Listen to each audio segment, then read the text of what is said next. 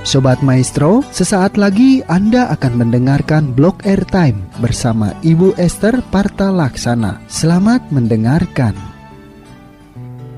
Shalom Sobat Maestro, selamat malam. Puji Tuhan, kembali saya Esther malam hari ini bisa melayani melalui 92,5 Maestro FM dalam acara Malam Teduh 15 menit yang membawa perubahan. Nah Sobat Maestro, kita persiapkan hati kita ya untuk kita bisa mendengarkan apa yang jadi pesan Tuhan malam hari ini. Kita mau merendahkan hati kita di hadapan Tuhan. Kita siap untuk dinasehati, dibimbing, diubahkan, bahkan ditegur melalui kebenaran firman Tuhan. Oke, sebelum kita masuk dalam renungan malam hari ini, mari kita menyatukan hati terlebih dahulu di dalam doa. Mari kita berdoa. Tuhan Yesus yang baik, terima kasih buat kasih penyertaan-Mu yang sungguh sempurna atas setiap kami. Tuhan, malam hari ini kami siap untuk mendengarkan apa yang menjadi pesan-pesan-Mu. Kami mau menyiapkan hati kami untuk terbuka atas setiap apapun yang mau Engkau sampaikan dan Engkau kerjakan di dalam dan melalui kami. Jamah dan lawat anak-anak-Mu dimanapun mereka berada.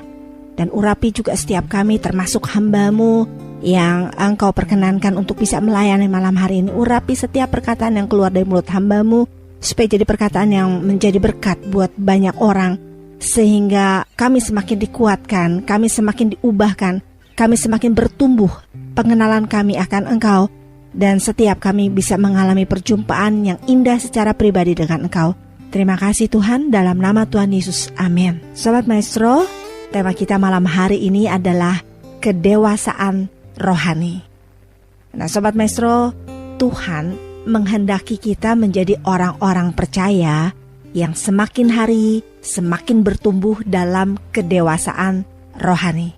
Nah Sobat Maestro, jadi apa yang dimaksud dengan kedewasaan rohani seperti yang Tuhan ingini ini? Orang yang dewasa rohani adalah orang yang telah meninggalkan sifat kanak-kanaknya. Dan orang yang dewasa rohani adalah orang yang memiliki panca indera yang terlatih sehingga dapat membedakan mana yang baik, mana yang jahat, mana yang berkenan dan mana yang tidak berkenan di hadapan Tuhan.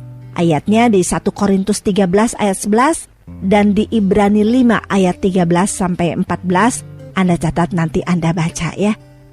Nah Sobat Maestro, di Alkitab tentu kita pernah baca istilah manusia rohani.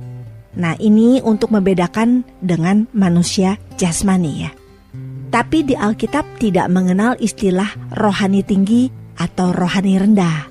Yang ada adalah istilah bayi rohani atau anak-anak atau dewasa rohani di 1 Petrus 2 ayat 2. Dewasa rohani ditandai dengan karakter dan sikap yang tidak membuat orang lain merasa lebih rendah, tapi membuat orang merasa nyaman jika dekat dengan dia. Dia tidak menganggap dirinya lebih hebat gitu atau lebih penting daripada orang lain. Menjadi orang Kristen yang dewasa rohani itulah yang Tuhan kehendaki. Dan inilah yang harus jadi tujuan dan goal hidup kita Sobat Maestro. Kedewasaan rohani ini memerlukan hati yang mau belajar dan siap dibentuk. Dan pertanyaannya, maukah kita dibentuk dan diproses Tuhan? Nah Sobat Maestro, pembentukan dan proses inilah yang mendewasakan kita. Kita mesti percaya ini untuk kebaikan kita. Setiap proses, setiap pembentukan yang terjadi, yang diizinkan Tuhan terjadi dalam hidup kita, ini pasti untuk mendatangkan kebaikan, amin. Dan jika hari ini kita rindu menjadi orang percaya yang dewasa rohani, maka haruslah ada bukti. Artinya apa? Artinya kekristenan ini harus dipraktekkan dan diwujudkan dalam tindakan nyata, sehingga orang lain itu melihat bahwa kehidupan kita ini berbeda. Kita tidak menjadi serupa dengan dunia ini, tapi kita berubah oleh pembaharuan budi kita. Roma 12 ayat 2, Anda catat, nanti Anda baca. Nah, tanda orang yang dewasa rohani adalah apabila hidupnya benar-benar berubah dan makin sungguh-sungguh di dalam Tuhan. Nah, Sobat Maestro, ada banyak tanda-tanda kedewasaan rohani. Malam hari ini saya akan sampaikan 6 tanda kedewasaan rohani. Yang pertama, dewasa dalam perkataan. Orang yang dewasa akan berbeda dalam perkataannya. Hal ini banyak diungkapkan dalam kitab Amsal. Orang dewasa tidak akan berkata sembarangan. Amsal 17 ayat 27-28. Dan perkataannya ini menyenangkan, manis bagai madu, sehingga orang yang mendengarkan jadi terhibur dan dikuatkan. Amsal 16 ayat 24. Nah, lalu yang kedua apa? Yang kedua, dewasa dalam perasaan dan pengertian. Orang yang dewasa rohani lebih cepat merasakan dan mengerti dalam mendengar firman Tuhan dan perkataan orang lain, dibandingkan dengan anak kecil yang lamban untuk merasakan, untuk mendengar, dan tidak dimasukkan dalam hati. Itu di Ibrani 5 ayat 11-14, Anda catat, nanti Anda baca ya. Dan kata merasakan dalam bahasa Inggris itu to understand. Orang yang dewasa rohani dapat merasakan diajar, diberkati, bahkan ditegur saat dengar firman Tuhan. Nah, sekarang tanda yang ketiga, yaitu dewasa dalam respon terhadap suatu keadaan dan fokus kepada Tuhan. Nah, orang yang dewasa rohani tidak akan terpengaruh oleh keadaan. Dia akan selalu mengandalkan Tuhan dan berserah penuh kepada Tuhan, sehingga dalam keadaan apapun dia akan selalu mengucap syukur, Sobat Maestro. Bayi rohani akan mudah goyah, akan mudah terombang-ambing oleh situasi dan keadaan. Kerohaniannya suam-suam kuku. Sudah percaya Tuhan Yesus, tapi masih juga cari pertolongan pada hal lain di luar Tuhan. Nah, itu bayi rohani. Tapi orang yang dewasa rohani respon terhadap situasi dan kondisi yang tidak baiknya berbeda, dan dia akan tetap fokus kepada Tuhan. Yang keempat sekarang. Yang keempat adalah hidup dalam pimpinan Roh Kudus. Orang yang dewasa rohani tidak lagi hidup menurut keinginan daging, karena sudah mampu menimbang dan membedakan mana yang berkenan kepada Tuhan dan mana yang tidak. Tadi di Ibrani 5 ayat 14, itu yang keempat. Jadi orang yang dewasa rohani akan memberikan dirinya untuk hidup dalam pimpinan Roh Kudus. Akan selalu tanya Tuhan, akan selalu tanya bagaimana dia harus bertindak, bagaimana dia harus memutuskan, selalu minta pimpinan Roh Kudus. Yang kelima, menghasilkan buah ya.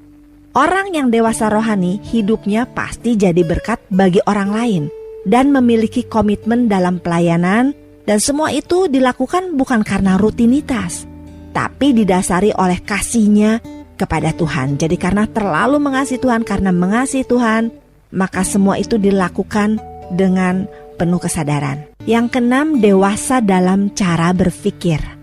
Orang Kristen yang dewasa rohani akan berhati-hati untuk tidak berpikiran dangkal. Rasul Paulus menasihati jemaat Korintus untuk menjadi dewasa dalam pemikiran, dalam menyingkapi karunia Roh Kudus. Rasul Paulus menyinggung agar jemaat yang memiliki karunia untuk berhati-hati, tidak berpikiran dangkal, dan memikirkan orang lain dalam 1 Korintus 14 ayat 20.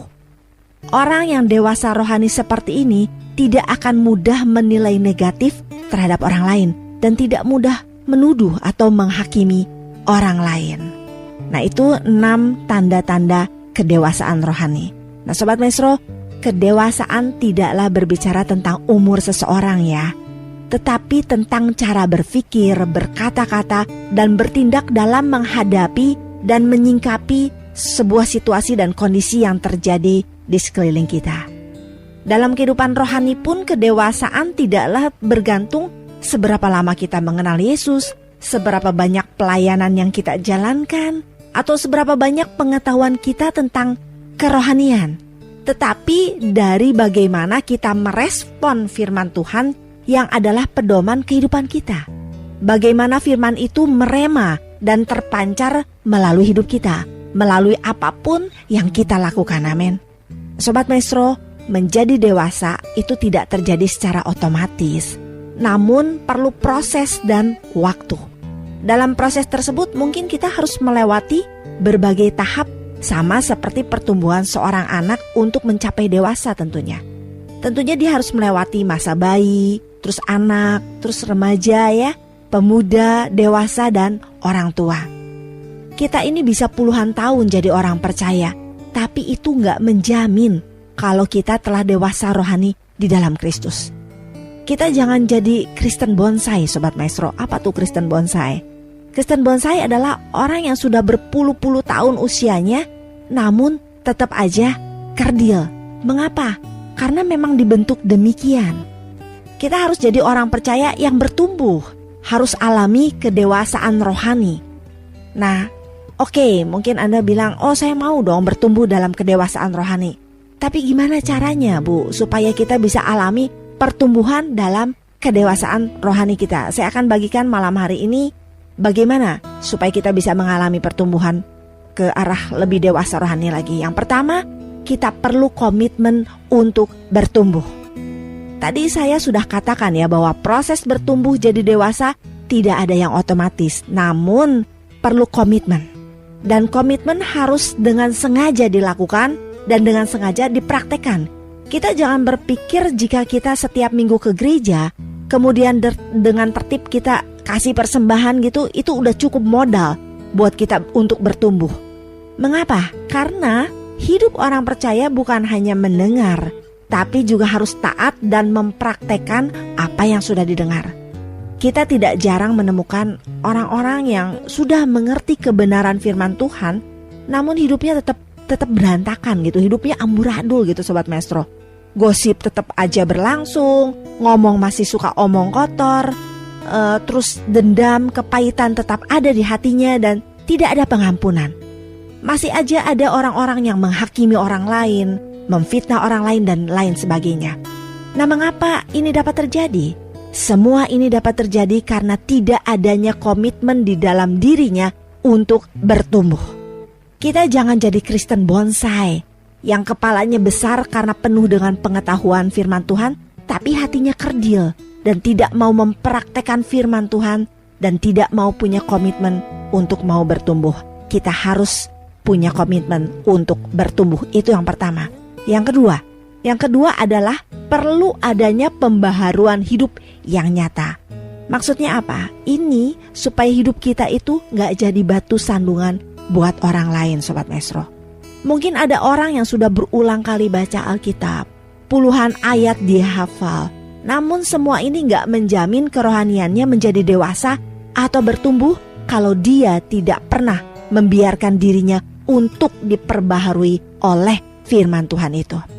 Jika hari ini kita ingin jadi orang percaya yang alami pertumbuhan untuk jadi dewasa rohani, maka kekristenan itu harus didemonstrasikan atau diwujud nyatakan melalui pembaharuan hidup yang nyata.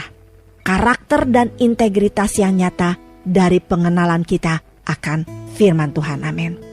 Oke, yang ketiga sekarang. Perlu mengalami Tuhan secara pribadi. Maksudnya apa? Jika kita ingin bertumbuh dalam kedewasaan rohani, maka kita selain kita baca firman Tuhan, alami pembaharuan yang nyata sehingga kita jadi pelaku firman Tuhan, maka kita perlu alami Tuhan secara nyata, perlu mengalami Tuhan secara pribadi.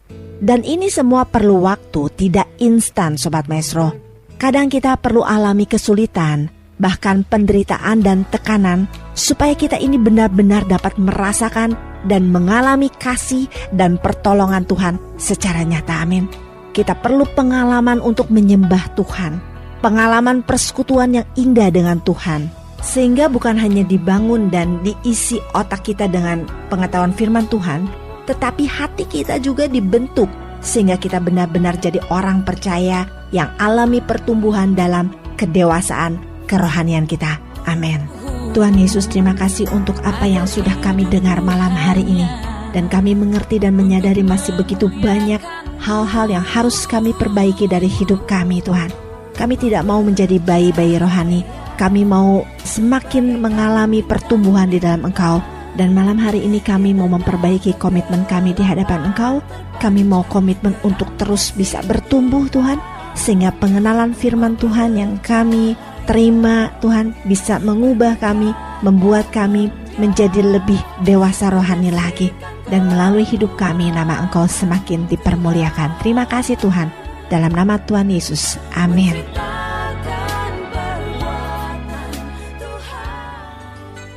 Sobat Maestro, Anda baru saja mendengarkan Blog Airtime bersama Ibu Esther Parta Laksana. Anda dapat mendengarkannya setiap hari Rabu pukul 23.20. Tuhan Yesus memberkati.